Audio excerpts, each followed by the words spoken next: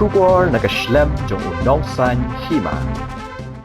Sing Voice of the People Party ke kendai terik nailar arajar arpusau kalau pak dekat jing talk show chairman ke MPSC bandawa bu udai ban Pynbeit halor ke Kynram ke bami ha ke bedai bat ke interview jong ke kam Meghalaya Police Service.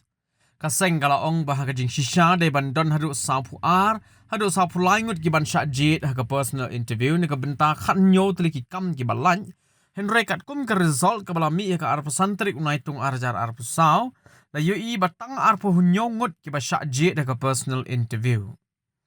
Kani ke jingle ke commission ban punduna ya ke jing jit ki ban let ke personal interview kan long ke jingkeli ke bahakmat namar kamshim ladan kano ke jing pentip ne ke commission ban punduna ban jit ki nong ya kun ya ke examen MPS.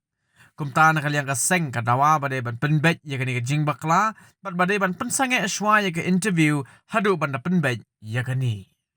Jadi habis bat di kam beberapa ni lah itu habis bat exam ka OCS exam bat LPS exam. Ini wan kini ka core ban kudu chairman yang request you ba persang ban Pynbeit ini bat ban komputer kan komputer bat ka MCS sudah buat bagi permit ni atau ka jadi marks untuk nak okey korok tambah kancah itu. Dia habis bat ka LPS tu ni lah ong ba kumbakalong kan kumbakila po MLP hakap mati notification bagi bagi interview bagi bandai 1 is to 2.5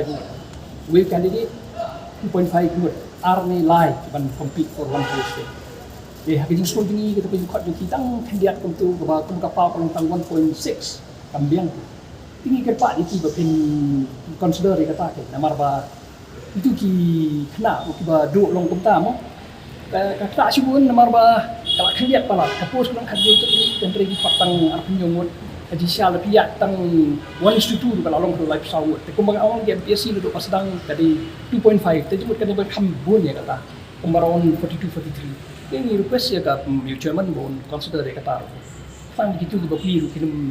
mo kundu kumpang mentah ke competition jur deong dari kangak begitu di kamtam apa kalong syai ke jingtok jong ke notification jong ke MPSC bakin hot dari komul 2.5 against one vacancy kata ni wan ngering elek dari jong ke bentah kata ke jing jadi jong chairman bat kibai ke organisation kata nak apa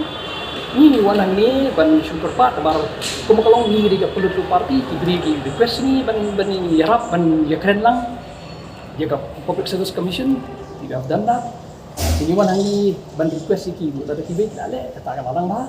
demi rumi kwa ya kata bagi ke Pynbeit bakun dan cukup ni in future bikin bet ke ini kumki